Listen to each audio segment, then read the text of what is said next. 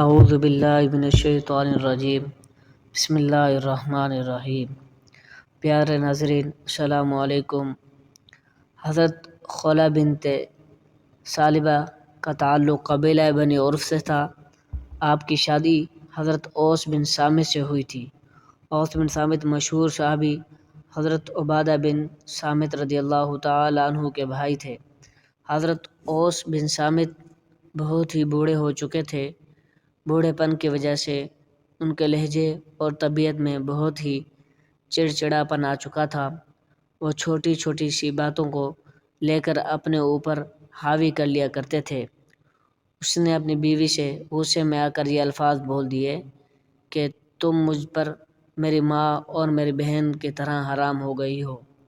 میں تمہارے ساتھ کبھی بھی جنسی ملاپ نہیں کروں گا۔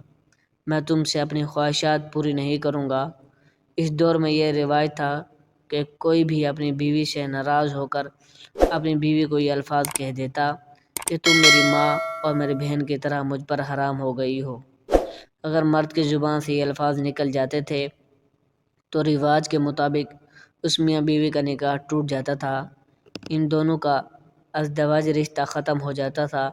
جب اوس بن صامت رضی اللہ تعالی عنہ کا غصہ ٹھنڈا ہوا، حضرت اوس بن صامت رضی اللہ تعالی عنہ بہت ہی شرمندہ اور پریشان ہوئے۔ ان کو اپنی غلطی کا احساس ہوا کہ میں کیا کر بیٹھا ہوں، تو انہوں نے اپنی بیوی سے معافی مانگی، بیوی سے بات چیت کرنے کی کوشش کی۔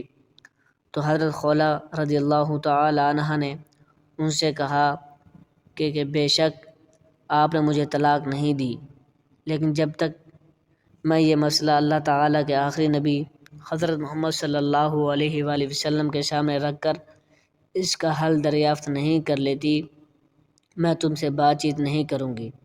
جب تک اللہ تعالیٰ اور اس کے رسول صلی اللہ علیہ وآلہ وسلم کو اجازت نہیں دیں گے تو تمہارا اور میرا ایک دوسرے کے پاس جانا جائز نہیں ہے، ہمارے تعلقات حرامی ٹھہریں گے۔ حضرت خولہ رضی اللہ تعالی عنہ نے اپنے خاوند کو کہا کہ تم پہلے حضرت محمد صلی اللہ علیہ وآلہ وسلم سے یہ مسئلہ پوچھ کر آؤ۔ اس مسئلے کا حل نبی کریم صلی اللہ علیہ وآلہ وسلم کیا بتاتے ہیں؟ حضرت اوس بن صامت رضی اللہ تعالی عنہ نے اپنی بیوی خولہ رضی اللہ تعالی عنہ سے کہا کہ مجھے اپنے گھر کا مسئلہ نبی کریم صلی اللہ علیہ وآلہ وسلم کے سامنے پیش کرتے ہوئے شرم آتی ہے۔ میں نبی کریم صلی اللہ علیہ وآلہ وسلم کے سامنے یہ مسئلہ کرتے ہوئے شرم آتی ہے کہ میں کس طرح سے جا کر آقائے دو جہاں صلی اللہ علیہ وآلہ وسلم کے سامنے اپنا مسئلہ پیش کروں۔ میرا تو یہی کہنا ہے تم ہی نبی کریم صلی اللہ علیہ وآلہ وسلم کے پاس جا کر یہ مسئلہ پوچھ کر آؤ۔ ہو سکتا ہے کہ وہ ہماری دوبارہ سے آپس میں مشاورت ہونے کی کوئی صورت بحال ہو جائے۔ لہذا حضرت خولہ رضی اللہ تعالی عنہ سیدھی حضرت عائشہ رضی اللہ تعالی عنہ کے حجرہ شریف میں داخل ہوئی، اور اس وقت نبی کریم صلی اللہ علیہ وآلہ وسلم بھی وہاں موجود تھے۔ حضرت خولہ رضی اللہ تعالی عنہ نے سلام کیا تو نبی کریم صلی اللہ علیہ وآلہ وسلم نے سلام کا جواب دیا اور فرمایا کہ اے خولہ رضی اللہ تعالی عنہ کس کام سے آئی ہو؟ حضرت خولہ رضی اللہ تعالی عنہ نے عرض کیا یا رسول اللہ صلی اللہ علیہ وآلہ وسلم، آپ صلی اللہ علیہ وآلہ وسلم کو معلوم ہے کہ میرے شوہر میرا چچا زاد بھائی بھی ہے، وہ بہت ہی بوڑھا ہو چکا ہے اور ذرا سی بات پر چڑچڑا ہو جاتا ہے۔ میں اپنے شوہر سے بے پناہ محبت رکھتی ہوں۔ آج اس نے غصے میں آ کر مجھے کہا ہے کہ تم مجھ پر میری امی کی طرح حرام ہو۔ خولہ رضی اللہ تعالی عنہ نے عرض کی یا رسول اللہ، مہربانی کر کے اس کا کوئی حل نکال دیں تاکہ ہم دونوں پھر ایک دوسرے کے لیے حلال ہو جائیں۔ لیکن نبی کریم صلی اللہ علیہ وآلہ وسلم نے ساری بات سننے کے بعد فرمایا اے خولہ رضی اللہ تعالی عنہ، اب تم ان پر حرام ہو گئی ہو۔ حضرت خولہ رضی اللہ تعالی عنہ اور نبی کریم صلی اللہ علیہ وآلہ وسلم ہم اس مسئلے پر کافی دیر تک باتیں کرتے رہے، لیکن نبی کریم صلی اللہ علیہ وآلہ وسلم نے فرمایا کہ خولہ رضی اللہ تعالی عنہا اب تم اپنے خاوند کے لیے حرام ہو گئی ہو۔ جب انہوں نے دیکھا کہ نبی کریم صلی اللہ علیہ وآلہ وسلم نے فرمایا کہ اب اس مسئلے کا کوئی حل نہیں ہے، اس کے بعد حضرت خولہ رضی اللہ تعالی عنہ بہت مایوس ہو گئی تھی۔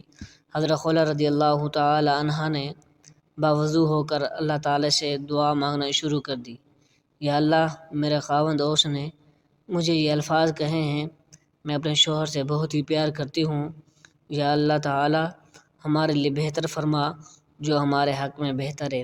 میں نہیں چاہتی کہ میرا خاوند مجھ سے جدا ہو، وہ بوڑھا ہو چکا ہے، اس نے غصے میں آ کر مجھے یہ الفاظ کہہ دیتے ہیں، میں اب بالکل بے بس ہو چکی ہوں، اب تیرے سوا میری اطاعت سننے والا کوئی نہیں ہے، یا اللہ تعالی ہمارے لیے کوئی ایسا راستہ نکال دے تاکہ ہم کو نبی کریم صلی اللہ علیہ وآلہ وسلم کی پھر سے ایک دوسرے کے لیے حلال قرار دیں۔ حضرت عائشہ رضی اللہ تعالی عنہ سے مروی ہے کہ حضرت خولہ رضی اللہ تعالی عنہ نے اللہ تعالیٰ سے التجا کی، اس طرح کی تھی کہ ہم سب کے آنسو نکل رہے تھے، ہم سب گھر والے نے اللہ تعالیٰ سے دعا کرنا شروع ہو گئے تھے تاکہ اللہ تعالیٰ حضرت خولہ رضی اللہ تعالی عنہ کے مسئلے کا کوئی حل نکال دیں۔ ہم سب اسی کیفیت میں دعائیں کر رہے تھے کہ اللہ تعالیٰ کی طرف سے حضرت محمد صلی اللہ علیہ وآلہ وسلم پر حضرت جبرائیل علیہ السلام وحی لے کر حاضر ہوئے۔ حضرت محمد صلی اللہ علیہ وآلہ وسلم کی یہ حالت دیکھ کر حضرت عائشہ سمجھ گئی تھی کہ اللہ تعالیٰ کی طرف سے کوئی وحی نازل ہوئی ہے۔ حضرت عائشہ رضی اللہ تعالی عنہ نے حضرت خولہ رضی اللہ تعالی عنہ سے کہا کہ خولہ رضی اللہ تعالی عنہ، فکر مت کرو، اللہ تعالیٰ کی طرف سے وحی نازل ہوئی ہے، تم بے فکر ہو جاؤ، اللہ تعالیٰ نے آپ کے مسئلے کے لیے کوئی حل نکال دیا ہے۔ حضرت عائشہ رضی اللہ تعالی عنہ کی زبان سے الفاظ سن کر حضرت خولہ رضی اللہ تعالی عنہ پہلے سے بھی زیادہ غمزدہ ہو گئی تھی کہ ایسا نہ ہو کہ اللہ تعالیٰ کی طرف سے حکم آ جائے کہ حضرت خولہ اور اس کا خاوند ایک دوسرے پر حرام ہو گئے ہیں، ان کی طلاق ہو گئی ہے۔ لیکن نبی کریم صلی اللہ علیہ وآلہ وسلم یوم کی کیفیت کچھ بہتر ہوئی تو حضرت خولہ رضی اللہ تعالی عنہ نے حضرت محمد صلی اللہ علیہ وآلہ وسلم کی طرف دیکھا تو نبی کریم صلی اللہ علیہ وآلہ وسلم مسکرا رہے تھے۔ حضرت محمد صلی اللہ علیہ وآلہ وسلم نے حضرت خولہ کی طرف دیکھ کر فرمایا، اے خولہ رضی اللہ تعالی عنہ، اللہ تعالیٰ کی طرف سے تمہارے مسئلے کا حل ہو گیا ہے۔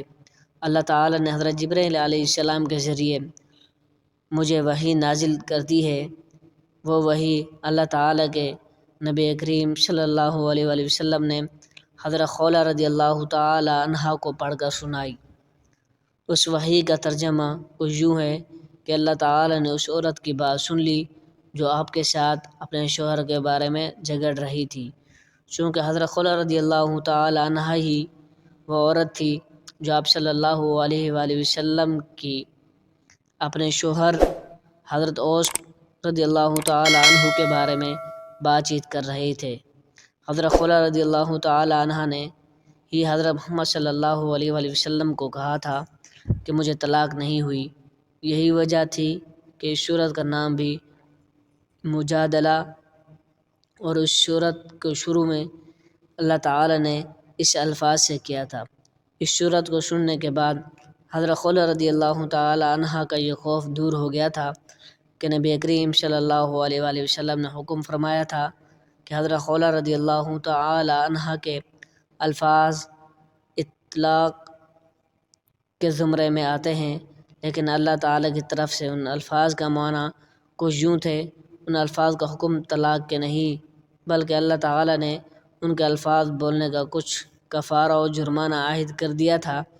رسول اللہ صلی اللہ علیہ وآلہ وسلم نے فرمایا، اے خولہ، گھر جا کر اپنے شوہر کو کہہ دو کہ اللہ تعالیٰ کی طرف سے وحی نازل ہوئی ہے کہ تمہارا ان الفاظ کا یہ کفارہ ہے، تم کوئی لونڈی یا غلام کو آزاد کر دو۔ حضرت خولہ رضی اللہ تعالی عنہ نے عرض کی، یا رسول اللہ صلی اللہ علیہ وآلہ وسلم، آپ بہتر جانتے ہیں کہ میرے خاوند کے پاس نہ تو کوئی غلام ہے اور نہ اور نہ ہی کوئی لونڈی، وہ کس کو آزاد کرے گا؟ پھر نبی کریم صلی اللہ علیہ وآلہ وسلم نے فرمایا کہ اے خولہ رضی اللہ تعالی عنہ، اپنے خاوند سے کہو 3 مہینے مسلسل روزے رکھے۔ حضرت خولہ رضی اللہ تعالی عنہ نے عرض کیا، یا رسول اللہ صلی اللہ علیہ وآلہ وسلم، آپ صلی اللہ علیہ وآلہ وسلم کو تو پتہ ہے کہ میرے خاوند عمر رسیدہ اور بہت ہی کمزور ہیں، وہ روزے نہیں رکھ سکے گا۔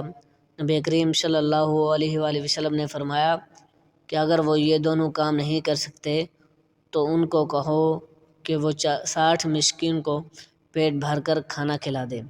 حضرت خولہ رضی اللہ تعالی عنہ نے عرض کی، یا رسول اللہ، ہم بہت ہی غریب ہیں، اس سے یہ کام بھی نہیں ہو سکے گا۔ آپ صلی اللہ علیہ وآلہ وسلم نے فرمایا کہ اچھا یہ بھی نہیں کر سکتے تو ان سے کہو امام المنذرین بن قیس کو میرے پاس بلا لائے، ان سے کچھ شورے لے کر 60 مسکینوں کو کھلا دیں۔ یہ سب کچھ سننے کے بعد حضرت خولہ رضی اللہ تعالی عنہ اپنے گھر کی طرف چلی گئی۔ جب وہ گھر پہنچی تو آپ رضی اللہ تعالی عنہ کے شوہر نے دریافت کیا، کیا خولہ، نبی کریم صلی اللہ علیہ وآلہ وسلم کا کیا حکم ہے؟ حضرت خولہ رضی اللہ تعالی عنہ نے فرمایا کہ نبی کریم صلی اللہ علیہ وآلہ وسلم نے ہمارے مسئلے کا حل بتا دیا ہے۔ آپ صلی اللہ علیہ وآلہ وسلم کا حکم ہے کہ ام المنذرین بن قیس کو میرے پاس لے کر آؤ، ان کے بعد کھجوریں وصول کر کے 60 مسکینوں کو صدقہ کر دیں۔ اس طرح حضرت انس رضی اللہ تعالی عنہ نے اپنی کھائی ہوئی قسم کا کفارہ ادا کیا۔ ہم کو چاہیے کہ ہر بات کو سوچ سمجھ کر کریں تاکہ ہم سے کوئی غلطی نہ ہو جائے۔ آج کی یہ ویڈیو یقیناً آپ کو اچھی لگی۔ آپ کو چاہیے کہ اس چینل کو ضرور سبسکرائب کر دیں اور لوگوں میں شیئر کریں تاکہ بہت سے لوگوں تک یہ ویڈیو پہنچے اور اس ویڈیو کے ذریعے وہ مستفید ہو کر کوئی غلطیاں کر رہا ہے تو اس کو سمجھ آ جائے۔ جزاکم اللہ خیرا کثیرا۔